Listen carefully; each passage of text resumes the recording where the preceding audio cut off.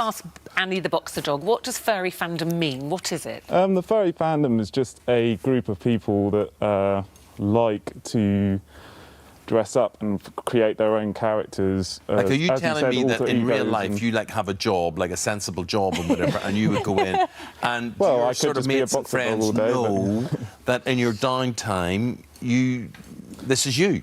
Pretty much. And they're cool with that? Yeah, a lot of people are. Some people not so much. They think it's a bit strange, which it is. It's not the most standard hobby, I guess. Do you talk in your voice or do you talk in animal voices? It depends, really. It depends. So Edge the poodle thinks that's very funny. Tickling Ed. Yeah. Edge the poodle. So Ed's not your real name? No, he's a character, and that's kind of what it's all about. You're creating a character that But you're a she. Why did you want to become a he? Why not? You can be anything. I'm already a dog. I mean, I might as well be a boy dog. It's just part of self-expression, and everybody does it for different reasons, but you can go out and you can make people smile. I already work in cartoons, so I've grown up my whole life making characters, telling stories, and this was just an extension of making people happy. We have to point out Dexy's not just a fox, he's an Arctic fox. Yeah, hence the white. Yeah. You know. I'm not so sure about the scarf you're wearing. Is there any significance in that before we go any further? Other than for fashion reasons, no. No, that's okay. Yeah, that's not okay. a football team. No. Why did you choose a fox? Well, there's no real significance as to why I chose a fox. I chose an Arctic fox because when I designed my character, I got a template, and obviously it starts off white, and I have little to no artistic talent, so I kind of threw a bit of colour on and was like, I'm calling it a day. It'll be an Arctic fox because, you know, they're great creatures. You know, they really are. You look very nice. Yeah. Okay, so you've all chosen your characters, I get that. So what do you do when the furry fandoms meet up? What happens at these evenings? Do you, like, sniff each other and things? No. Ew. What do you do when you all get together? Well, a lot of people actually, the costumes are one part of it, but a huge part of it is celebrating art and creativity. So when we meet up, people can be drawing pictures. There are charity events we do. I like to go out and just entertain the public, but I also have gone to different parties and entertained people, and it's really what you want to make of it is why it's special.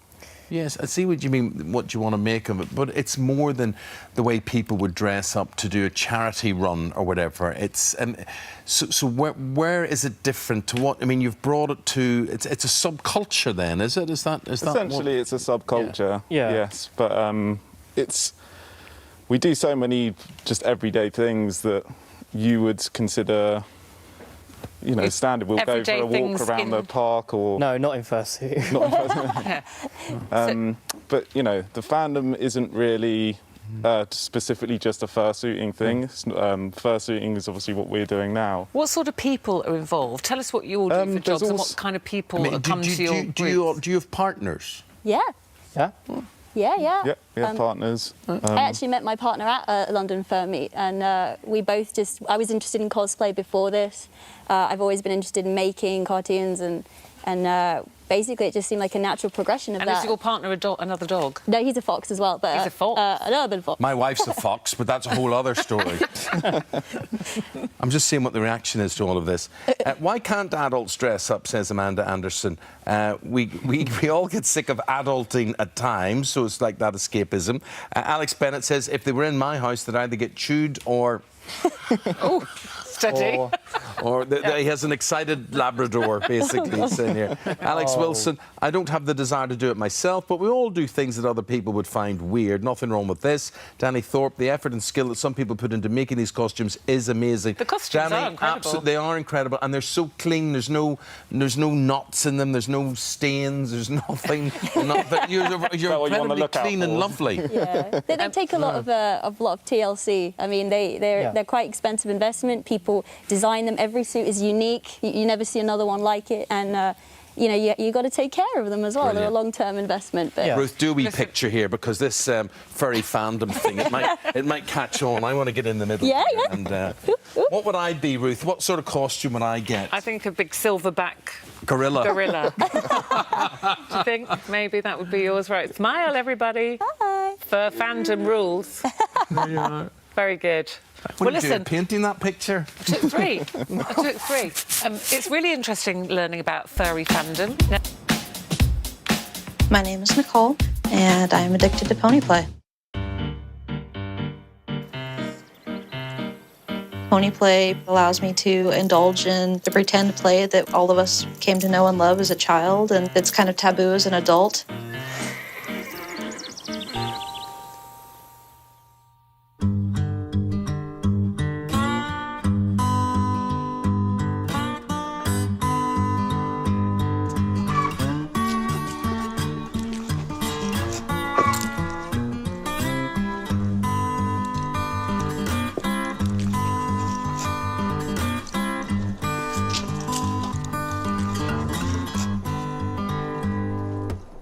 Wow.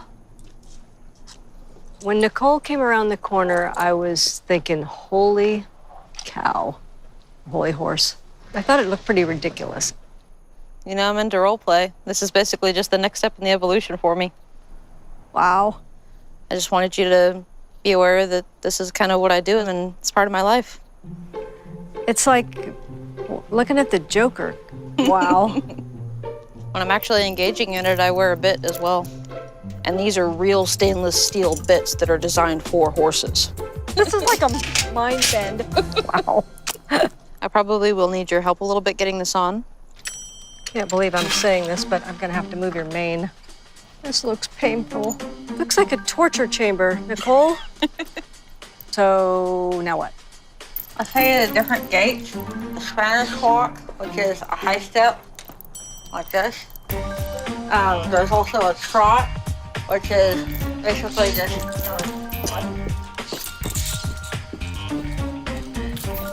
Just seems very unnatural. You know, when it's in your face, it's just really unnatural. I feel like I want to express of how I feel inside, like a fantasy character. So that's why plastic surgery is a very, very important part of my transformation.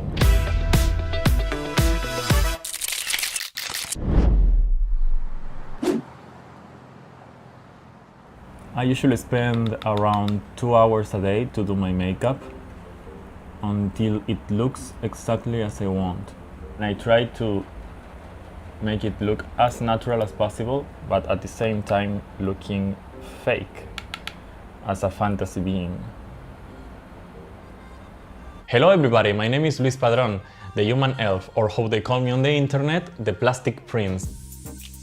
I am undergoing plastic surgery to become a real-life fantasy being. I call myself Plastic Prince because it's a mix between fairy tales and the modern world, that it's full of plastic. This highlighter in my nose will make it look more smaller and pointy. I have around 40 procedures in total. Some of them are really big and some of them are really small. I have spent around $60,000 US in total. Plastic surgery is incredibly popular in Luis Padrón's home country of Argentina, but wanting to look like an elf is altogether less common. Under these prosthetic elf ears, I have my real ears shaped more pointy like an elf. I have my eyes done. I changed the eye color 6 times now. I did my nose 2 times, fillers in my whole face multiple times. The last one was very heavy. It was my entire jawline reshaped. They had to cut the bone in 4 parts, then they remove a little part from the bone, and then they make it really sharp like a diamond.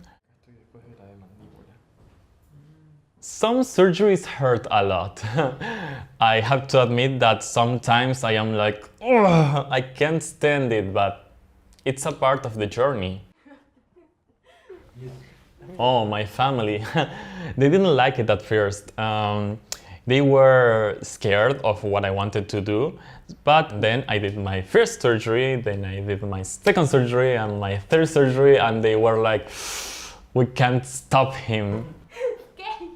Cuando éramos chicos, él siempre se teñía el pelo de colores, usaba ropa como extravagante y era muy gracioso porque tenía 7 años y tenía el pelo azul y andaba con remeras estampadas y como que era gracioso y divertido.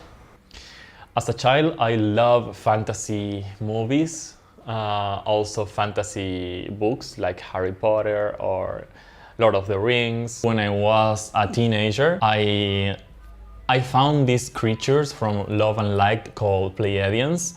They are perfect human beings from the space. They are a mix between elf and aliens. They are very pale, they are very tall, they have this silver long hair, big eyes, and I took them as the icon I want to become. It's not just plastic surgery that helps Louis achieve his elfish looks. I use a lot of designer clothing. I use a lot of unique pieces. They are one of a kind. I wanted to do a hair transplant, so I have to cut it and let it grow black. So to keep maintaining my elf look, I started using white wigs. I don't use the wigs that often unless it's a special occasion.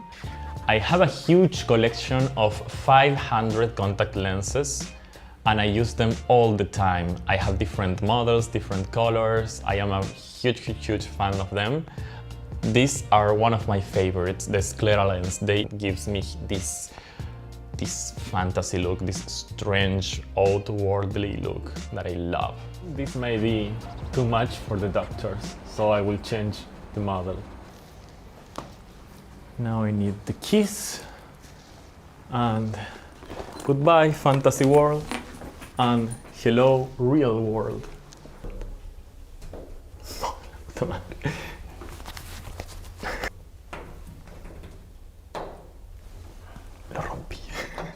There are certain activities that I can't do when I do plastic surgery. Are people that have a vested interest in anthropomorphism, which is basically animals with human characteristics. It's mostly all online, but then you get to know the personas in person, and they're just as sweet as they are online. They really are.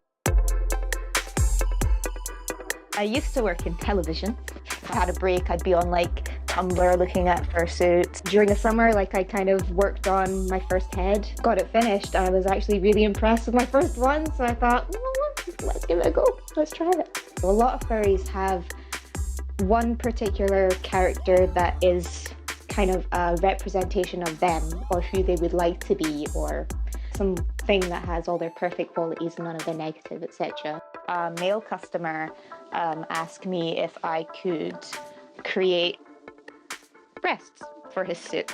So it's a lot of weird and wonderful, but I mean that's somebody expressing themselves through their character. People think that we're in all these sexual things with our fursuits, and I mean for some people that might be true, because I mean you can take anything and make it sexual, but for most of us it's just for fun.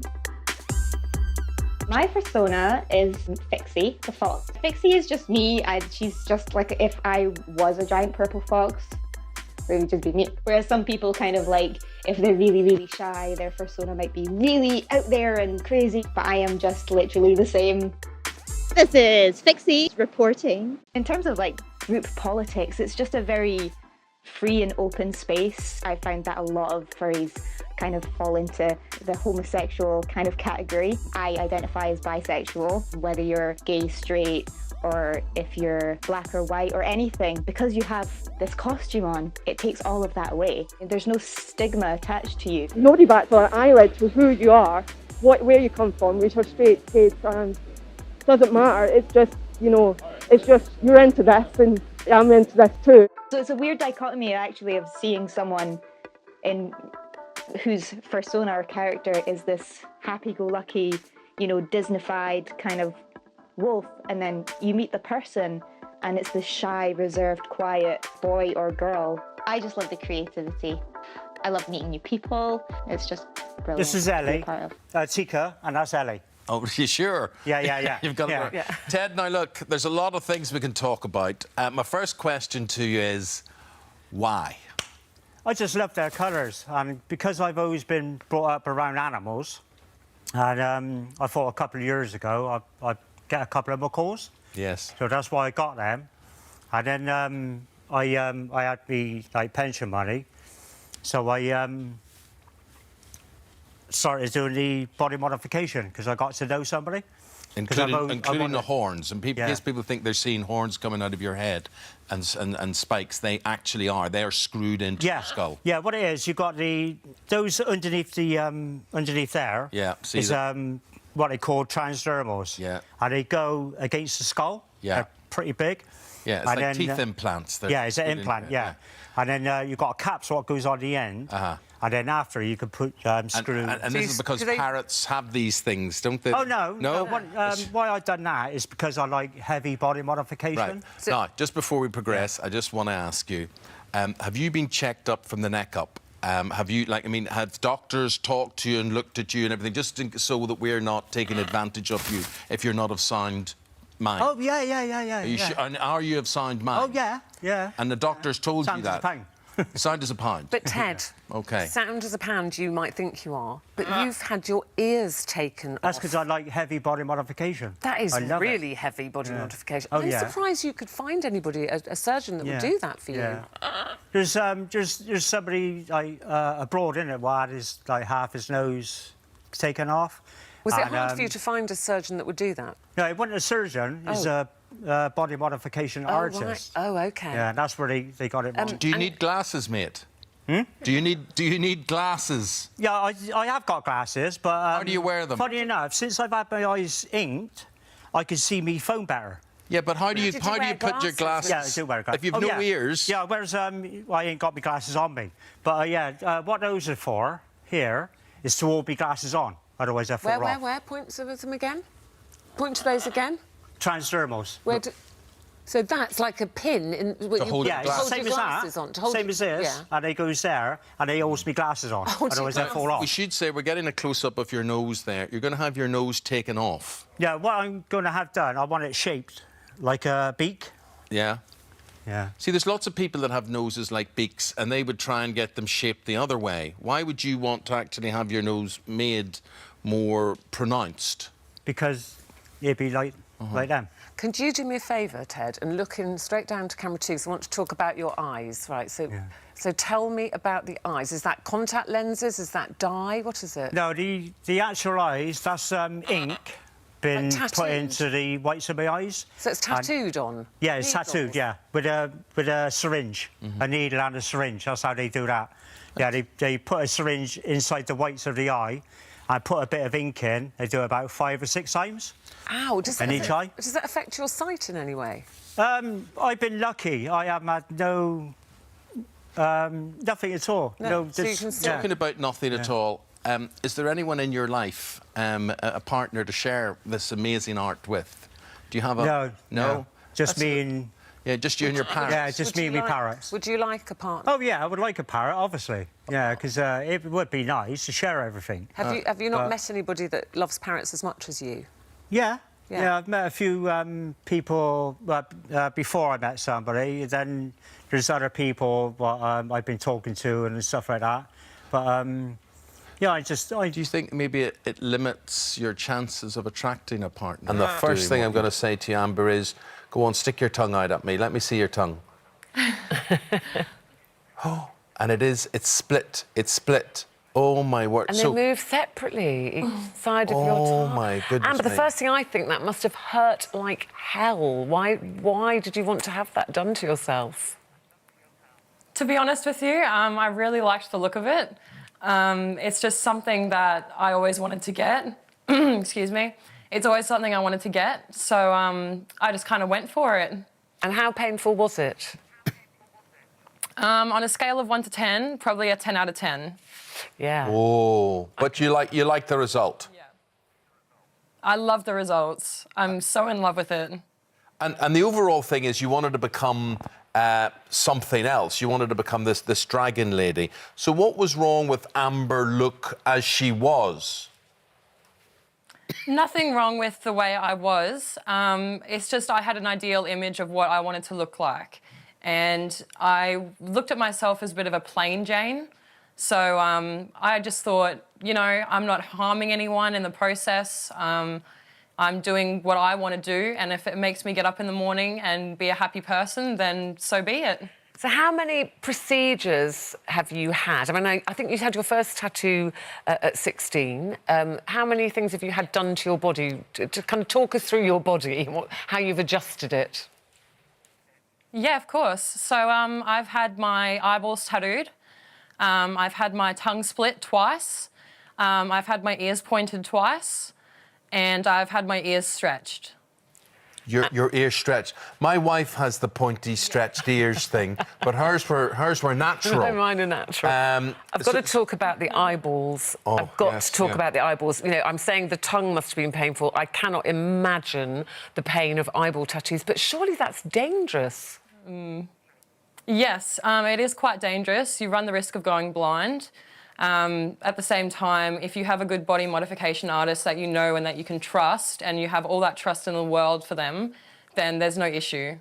Oh, there we're looking at a close-up now. So all the white of your eye was tattooed blue. So that natural, the iris is your natural green colour, and the blue is a tattoo. I mean, you must have thought as that was happening, I could go blind here. Does that not stop you want to do it? What about your family and friends? Did they not say, don't do this, you could go blind? No, actually, I had a lot of support, a lot of support, including friends and family. I thought to myself, if I was to go blind, I would run the risk of my mum losing her career. She would have to take care of me, and that's the main motivation as to why I didn't go blind. You know, I thought to myself when I was getting it done and when that syringe was hitting my eyeball, I kept thinking to myself, you know, if I do this, I'm going to ruin someone's life. Not only mine, but my mother's as well. So I quite selfishly kind of just moved past it in the way. It was a mind over matter situation. How still did you have to keep, how important was it for you to keep still? Because I presume if you move and the tattooist makes a wrong move, that's when it could have gone horribly wrong. Yes, that's correct. So if I moved, blinked or flinched while the syringe was in my eye, I would have instantly gone blind. So it was a pretty high-risk procedure, but as I said before, I had the motivation behind me to not go blind. You know, I was just thinking the whole time about my mother, the whole time. Well, but you talk about your mother's life and the effect it would have had on her, Amber. Tell me now, from 16 years of age, that was 7 years ago, you're now 23, what has this done to you? What does the new Amber look like? I don't mean physically, because we can see that, but inside, are you different? Is your attitude different? I would have to say that's a good one. I feel like I've developed over time with my body modifications as well. I've grown up a lot as a person. I've matured a lot. I've learnt to deal with different people's opinions, and I've learnt to respect other people's opinions, that everyone's has ideal views of what beauty is. So, you know, I've learned to accept judgment and take it on the chin, really. Yeah. And you must get a lot of reaction. I mean, you can't not get a lot of reaction the way you look. Is that the end of the transformation? Are you now kind of dragon woman and you're happy with the way you look? I am very happy with the way I look. So nothing else planned? I do plan to get... it's hard to explain exactly what they are, but they're kind of like a grill, and they go into your teeth, and they're like they're like sharp fangs. Yeah, I know. Ruth has those too. I know what you're talking about. Yeah, you can take them in and out. Yeah, you take them out. Yeah, lovely, you can take them in and out. Lovely. Yeah. Well, look, that's good. And you know, the fact is, you obviously provoke a reaction. And do people are they scared of you, particularly younger people? I wouldn't say scared, more intrigued. Intrigued. They kind of look at me as if to say, "Oh my God, Mum, she's got blue eyes." Like, how does that happen? You know, like she looks like a cartoon character, sort of thing. You know, and that's mainly the reaction that I get from little. Me and